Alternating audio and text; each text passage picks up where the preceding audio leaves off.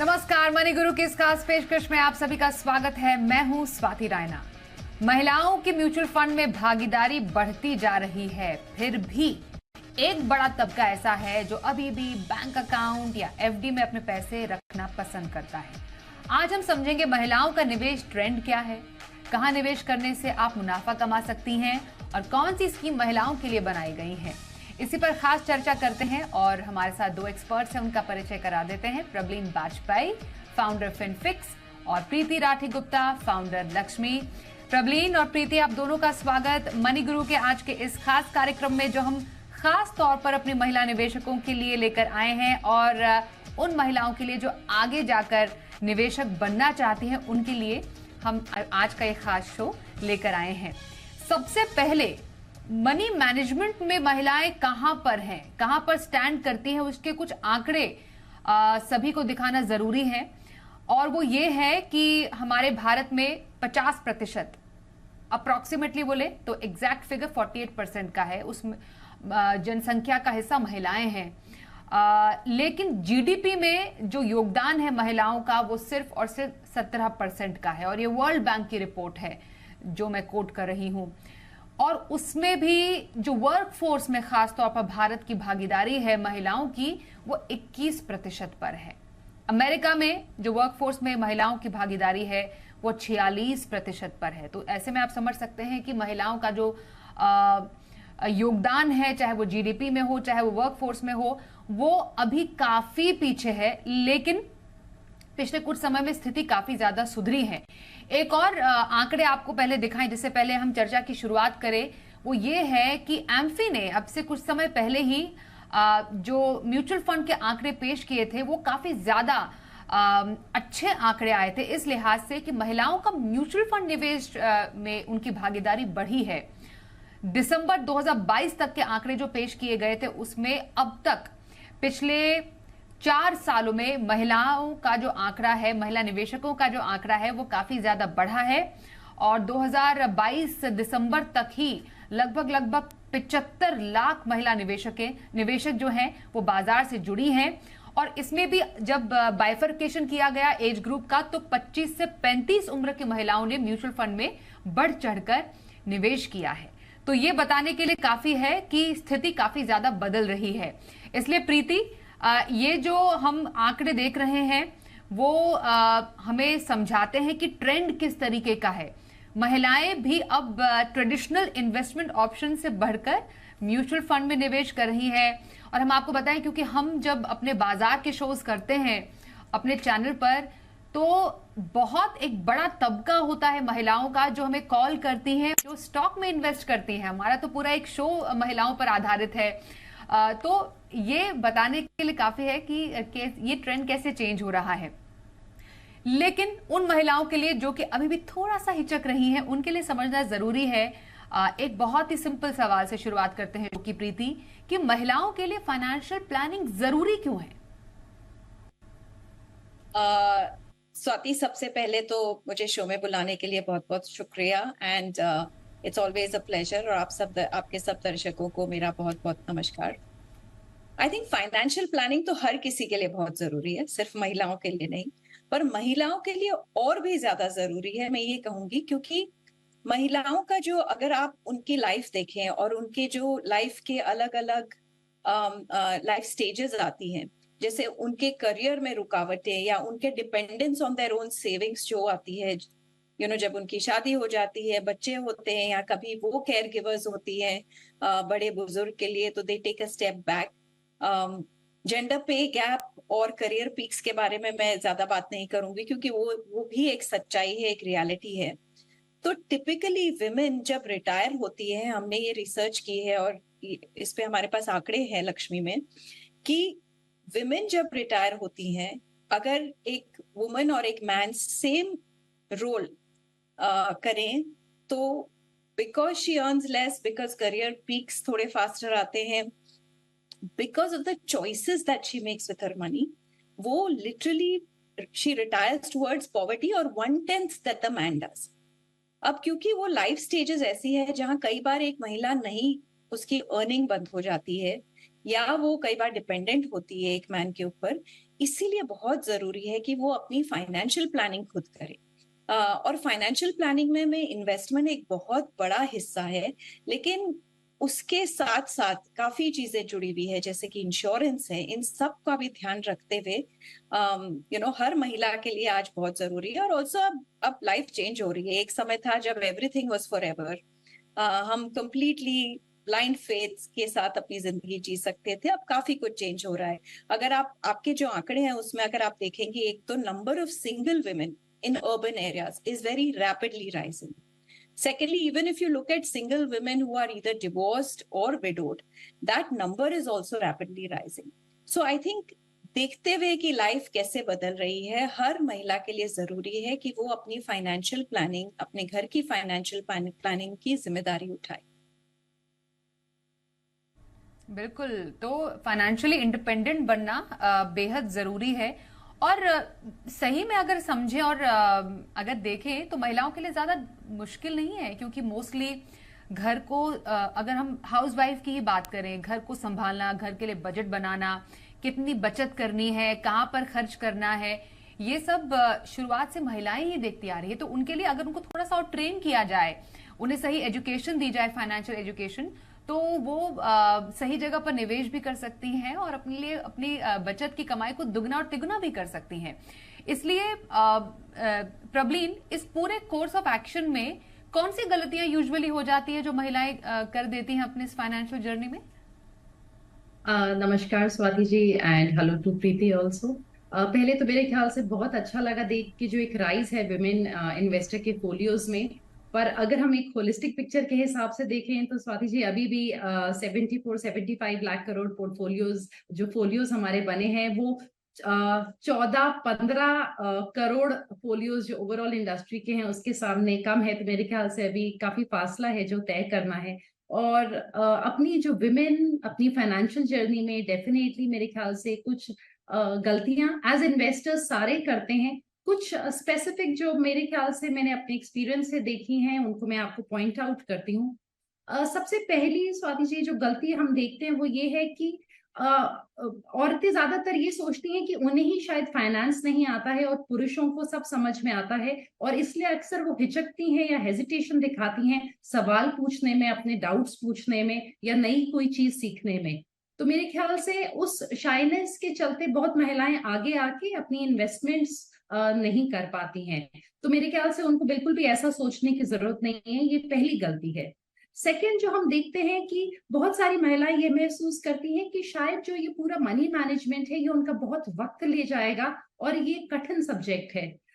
But और उनके पास already इतने सारे चोर्स होते हैं, घर के बच्चों को देखना, हस्बैंड को देखना, बुजुर्गों को देखना, कहीं ना कहीं वो कतराती हैं कि एक और रिस्पॉन्सिबिलिटी उनके ऊपर ऐड ना हो जाए। बट अगेन ये उतना टाइम कंज्यूमिंग भी नहीं है और उतना हार्ड भी नहीं है, इसलिए ये दूसरी गलती है जो महिलाएं करती हैं। तीसरी गलती स्वाति जी, कहीं ना कहीं हमारी जो कंडीशनिंग है वो हमें ये बताती है कि हम जब अपनी पढ़ाई खत्म कर लें, आपने जॉब की, आपकी शादी हुई, कहीं ना कहीं हम उस चीज को स्टैटिक मानते हैं कि अब आप सेटल हो गए हैं लाइफ में। एंड जैसे अभी प्रीति ने मेंशन किया कि सिंगल वुमेन के नंबर्स इंक्रीज हो रहे हैं, डिवोर्स रेट्स इंक्रीज हो रहे हैं, विडोज हमारे पास सामने आते हैं बहुत सारे। महिलाएं ये जो जॉब एक आउटसोर्स कर देती हैं पुरुषों पे, उनको शायद लगता है कि वो लाइफ लॉन्ग वैसे ही चल सकता है, पर ऐसा है नहीं, बिकॉज लाइफ की रियलिटीज बहुत अलग हैं। इसलिए उनको खुद अपना कदम आगे बढ़ाना है कि वो लाइफ स्टेज कोई भी उनकी हो, उनको अपनी इन्वेस्टमेंट्स, एक अपनी फाइनेंशियल जर्नी पैरेलली शुरू से डेफिनेटली करनी है। चौथी चीज जो बहुत एविडेंट है, ज्यादातर आप अगर महिलाओं के सर्वेज देखें, उनसे बात करें, वो सेविंग और इन्वेस्टमेंट को कहीं ना कहीं सेम मान के चलती हैं। विमेन बहुत ही अच्छे हैं सेविंग में, पैसा बचाने में, पर उस ट्रांजिशन में वो चूक जाते हैं जहां पे वो सेविंग इन्वेस्टमेंट में बदलती है। क्योंकि अगर हम स्वाति जी पैसे को खड़ा रखेंगे, सिर्फ सेव करके रखेंगे, तो उसकी value over a period of time घटती है। 1990 में 100 रुपए की जो कीमत थी, आज वो 9.5 रुपए के बराबर है। अगर आज कोई महिला अपने पास एक 20 लाख रुपए की रकम रखती है और वो सोचती है कि वो सही है और उसको बस संभाल के रखें, तो आने वाले 10 साल में 6% इन्फ्लेशन पे उस पैसे की कीमत करीबन 11 सवा 11 लाख रह जाएगी, सिर्फ जो 20 लाख रुपए है in terms of purchasing power. तो उस सेविंग को इन्वेस्टमेंट में ना बदलना और एक ऐसे इन्वेस्टमेंट में ना बदलना जो इन्फ्लेशन को बीट कर सके, ये एक और गलती है।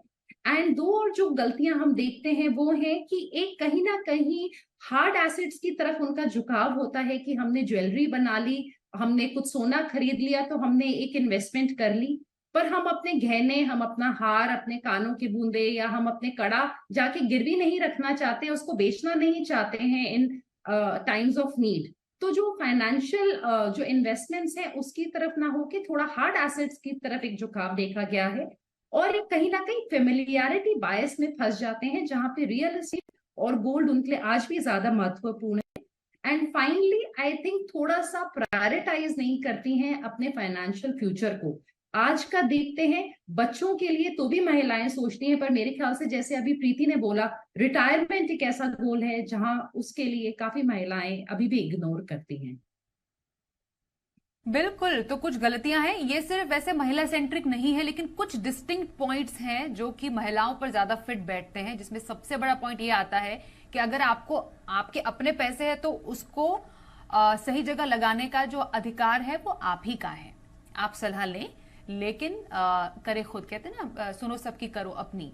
तो ये एक इम्पॉर्टेंट पॉइंट है जो सभी महिलाओं के लिए बिल्कुल सटीक बैठती है। हम कुछ अभी महिलाओं के लिए स्कीम्स चला रहे थे, हम चाहते हैं फिर से उन स्कीम्स को दिखाएं। ये वैसे एक ट्रेडिशनल स्कीम्स हैं जो कि यूजुअली पसंद आती है महिलाओं को, जिसमें अभी हाल ही में लॉन्च हुई महिला सम्मान बचत पत्र स्कीम है।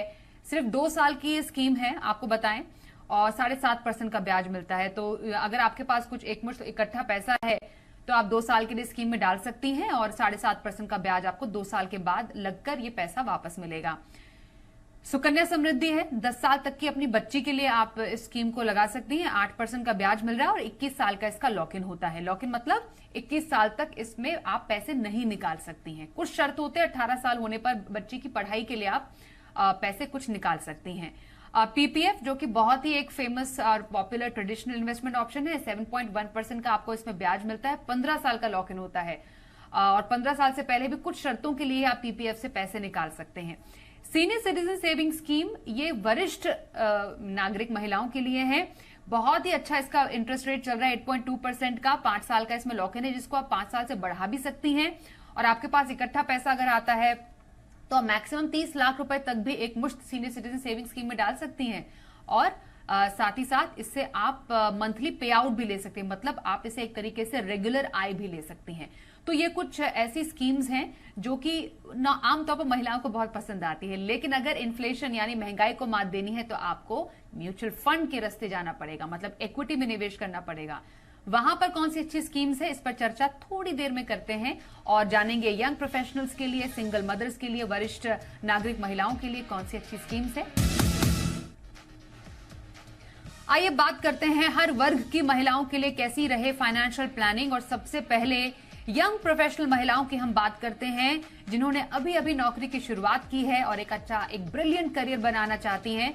तो प्रीति, आपसे शुरुआत करते हैं। यंग प्रोफेशनल महिलाओं के गोल्स कैसे हो सकते हैं और आपको क्या लगता है कहां पर यंग प्रोफेशनल महिलाओं को निवेश करना चाहिए? तो एक्चुअली यूथ में, यानी जब अपनी अर्निंग शुरू कर रहे हैं तो एक्चुअली इतनी बड़ी अपॉर्चुनिटी है आपके पास, क्योंकि उस समय आपकी रिस्पॉन्सिबिलिटीज इतनी नहीं रहती है, और आपके पास रिस्क टेकिंग एबिलिटी जो बोलते हैं, क्योंकि आपके पास काफी, अगर आप निवेश करें तो उसका काफी समय तक, मतलब you have a long term view on your investments. तो हम जब इन जो यंग गर्ल्स हैं जो अपना करियर जस्ट स्टार्ट कर रही है, उनको ये 4 चीजें बोलते हैं कि आप जैसे ही आप अर्निंग शुरू करें, सबसे पहले एक हेल्थ इंश्योरेंस लें, क्योंकि हेल्थ इंश्योरेंस एक कॉस्ट है, लेकिन एक तरीके के जैसे आप बारिश में जाते हैं तो एक छाता लेके जाते हैं कि इनकेस बारिश के मौसम में बरसात हो जाए तो आपको एक प्रोटेक्शन हो, उस तरीके से आपको एक हेल्थ इंश्योरेंस लेना सबसे ज्यादा जरूरी है। और उसके बाद आप अपना एक इमरजेंसी फंड और रिटायरमेंट फंड साथ में क्रिएट करना शुरू करें। इमरजेंसी फंड के लिए आप अपना money some amount in savings account और सम लिक्विड फंड्स में डालें, जहां आपको बाय चांस खुदा ना खास्ता कुछ ऐसा हो जाए जिससे आपकी जॉब कट, सैलरी कट या आपका कोई हेल्थ इश्यू हो जाए और आपकी सैलरी, आपकी इनकम पे कुछ असर पड़ जाए, तो आप कम से कम 6 से 8 महीने का अपना खर्चा निकाल सकती है, लाइफस्टाइल एक्सपेंसेस मेंटेन कर सकती है। और retirement as soon as you start earning उसकी प्लानिंग कर लेनी चाहिए। और हम ये देखते हैं कि यंग गर्ल्स में एक ये जो चीज है वो हमेशा वो छोड़ देते हैं कि रिटायरमेंट के बारे में अभी क्या सोचना है। इनफैक्ट हमने लक्ष्मी का एक सर्वे किया था पिछले साल, Lakshmi and women and money power survey, और उसमें हमने 4000 औरतों से पूछा across ages and across personas, metro, tier 1, tier 2 में, और सिर्फ 2% विमेन ने हमको ये बोला, 2% से भी कम महिलाओं ने बोला कि हम हमारे रिटायरमेंट के बारे में सोच रहे हैं। तो रिटायरमेंट की प्लानिंग अगर आप शुरू एकदम जल्दी, जैसे आप अर्न करती है वैसे ही शुरू करें। और आई थिंक ये गलती महिलाएं इसलिए करती हैं या इस पे ध्यान इसलिए नहीं देती क्योंकि उनको लगता है कि हमें बहुत बड़ी रकम चाहिएगी इन्वेस्टमेंट करने के लिए, रिटायरमेंट प्लानिंग करने के लिए। लेकिन अगर आप सिर्फ 100 रुपए और 500 रुपए से भी शुरू करें तो उसका जो कंपाउंडिंग इफेक्ट है वो बहुत ज्यादा होगा। And the earlier you start the better it is. So एक रिटायरमेंट फंड और इमरजेंसी फंड हम बोलते हैं, और आपका कोई और लाइफ गोल हो। इंटरेस्टिंगली स्वाति, हमारे पास हमारी कम्युनिटी में ऐसी भी महिलाएं हैं जिनकी अभी तक शादी नहीं हुई है, जस्ट रिसेंटली शादी हुई है और बच्चे नहीं हैं, लेकिन उनके लिए सबसे पहले इम्पोर्टेंट एक गोल होता है या तो घर खरीदना या फिर चाइल्ड का एजुकेशन। और हम पूछते हैं अभी तो आपके बच्चे की, मतलब आप कब प्लानिंग कर रही है चाइल्ड की? तो इतनी अवेयरनेस है कि चिल्ड्रन की एजुकेशन आजकल एक्सपेंसिव होती जा रही है, वहां बहुत इन्फ्लेशन बढ़ रहा है, और इसीलिए वो उससे बच्चे होने से पहले ही वो प्लानिंग करना चाहती है कि हम हमारे बच्चे को कैसे best education, post graduation, best schooling सब दे सकते हैं। तो ये 4 चीजें करनी चाहिए। फॉर यंग गर्ल्स ये 3 चीजें बहुत इजीली अवेलेबल है रिटायरमेंट प्लानिंग के लिए।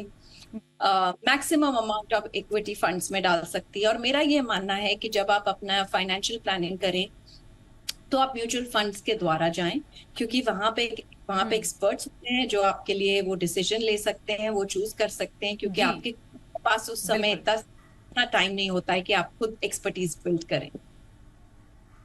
तो आप एक एक्सपर्ट की मदद लें और अपने फाइनेंशियल प्लानिंग की शुरुआत करें। अब वो महिलाएं जो हाउसवाइफ हैं, और बहुत सारी हाउसवाइफ्स हमारे शोज देखती हैं, हमें सवाल भेजती हैं कि वो कैसे कमाई कर सकती हैं, इसलिए प्रबलीन आपसे जानना चाहेंगे हाउसवाइफ के लिए कमाई का बेस्ट तरीका क्या हो सकता है? जी स्वाति जी, बिल्कुल। आई थिंक जैसे अभी प्रीति ने मेंशन किया कि सबसे इम्पोर्टेंट है कि आप अपने लाइफ गोल्स को सबसे पहले सेट करिए, बिकॉज कोई भी इन्वेस्टमेंट की शुरुआत तभी हो सकती है जब आपके पास क्लैरिटी है गोल्स की, कि आपने 4 साल बाद घर लेना है या आपके बच्चे ने 8 से 10 साल बाद कॉलेज जाना है। और एक जब आपके पास लक्ष्य होता है जिसको हम गोल बेस्ड इन्वेस्टिंग बोलते हैं, तो आपकी जो इन्वेस्टमेंट्स हैं वो ज्यादा चैनलाइज्ड होती हैं और आपको एक टारगेट मिल जाता है, तो मेरे ख्याल से ऑटोमेटिकली ज्यादा डिसिप्लिन आता है और जो चॉइस ऑफ एसेट क्लास है, जो चॉइस ऑफ प्रोडक्ट है, उसको करना भी इजी हो जाता है। तो चाहे हाउसवाइफ हो और अपने हस्बैंड और अपना मिलके वो इन्वेस्टमेंट्स को देख रही हो, या फिर अदरवाइज अकेले हों, तो भी बहुत जरूरी है कि आप गोल बेस्ड इन्वेस्टिंग करें। और जैसे अभी प्रीति ने मेंशन किया कि आप छोटी रकम से भी शुरू कर सकते हैं। अगर आप उनमें से हैं जिन्होंने हमेशा फिक्स्ड इनकम में पैसा लगाया है, गोल्ड में पैसा लगाया है, तो मेरे ख्याल से स्वाति जी, कोई ये नहीं बोल रहा कि आप ओवरनाइट पूरा पैसा अपना इक्विटी में लगाइए, पर छोटे स्टेप्स लेके इक्विटी इन्वेस्टिंग की शुरुआत आप एक एसआईपी के जरिए करिए। और मेरे ख्याल से over a period of time उसको समय जरूर दीजिए। 4 साल में आप थोड़ा बहुत मार्केट में वॉलेटिलिटी भी देख पाएंगे, आपको पता चलेगा, अंडरस्टैंडिंग बनती है कि कैसे मूव करती हैं मार्केट्स, और आप अपना निवेश धीरे धीरे बढ़ा सकते हैं। इसके अलावा फॉर हाउसवाइफ्स, अगर वो कल को अपना कुछ एंटरप्रेन्योरियल वेंचर करना चाहती हैं, तो मैं उनको बोलूंगी, बहुत उनका एम होता है कि हम कल को अपना कुछ छोटा काम शुरू करें, तो जो भी उनके पास रकम है, मेरे ख्याल से डेट फंड, अगर उनका छोटा शॉर्ट टर्म होराइजन है, तो डेट फंड्स को यूटिलाइज करके उसको वो पूरा कर सकती हैं। और अगर 4 से 5 साल का समय है, तो मेरे ख्याल से अगेन म्यूचुअल फंड्स में थोड़े इक्विटी एक्सपोजर से शुरुआत कर सकती हैं। राइट, बिल्कुल। और सीनियर सिटीजन जो जितनी भी हमारी महिला दर्शक हैं, प्रीति, उनके लिए बिल्कुल शानदार टेंशन फ्री रिटायरमेंट लाइफ जीने के लिए मोस्ट इंपॉर्टेंट स्टेप्स क्या, कहां पर निवेश कर सकती हैं ये? तो I think problem just highlighted कि एक सबसे जरूरी चीज है, आप कभी भी अपना फाइनेंशियल प्लान बनाएं तो पहले अपने गोल बनाएं। जैसे आप सीनियर सिटीजन हैं, आप रिटायर्ड हैं, या आपके क्या लाइफ गोल्स है आगे, वो सब पहले आंकना बहुत जरूरी है। आपकी अभी भी इनकम कितनी है, कोई रेगुलर सोर्स ऑफ इनकम है कि नहीं है, उस सब को ध्यान रखते हुए जैसे जैसे हमारी उम्र बढ़ती है वैसे वैसे हमें थोड़े कंजर्वेटिव एसेट क्लासेस यानी कि ज्यादा डेट एसेट क्लासेस की तरफ झुकाव करना चाहिए, क्योंकि उसमें आपकी रिस्क कम रहती है। तो हमारा सजेशन हमेशा ये रहता है कि आप डेट फंड्स में डालें, सिस्टमैटिक विड्रॉल प्लान्स जो होते हैं उसमें डालें, ताकि आपको जब पैसे मतलब कंटिन्यूस एक इनकम सोर्स आती रहे। बहुत ज्यादा पैसा इक्विटी की तरफ नहीं डालें। एक थंब रूल होता है हमारे निवेश करने का आपकी उम्र के हिसाब से, वो एक थंब रूल है, यानी कि अगर आप 60 साल के हैं तो 100 से अगर आप 60 माइनस करते हैं तो जो 40% है वो इक्विटी में होना चाहिए। लेकिन ये एक थंब रूल है, इसको थोड़ा पर्सनलाइज करें कि अगर आपको 40% इक्विटी और बाकी का 60 डेट में डालना उपाय है अगर इस थंब रूल के हिसाब से, लेकिन उसको थोड़ा पर्सनलाइज करें कि क्या आपकी अभी भी 40% इक्विटी में डालने जितनी रिस्क टेकिंग एपेटाइट है कि नहीं है, और उसको आपके हिसाब से डेट में ज्यादा पोर्शन रखें, स्पेशली आपके कंफर्ट के लिए। आजकल बहुत सारे और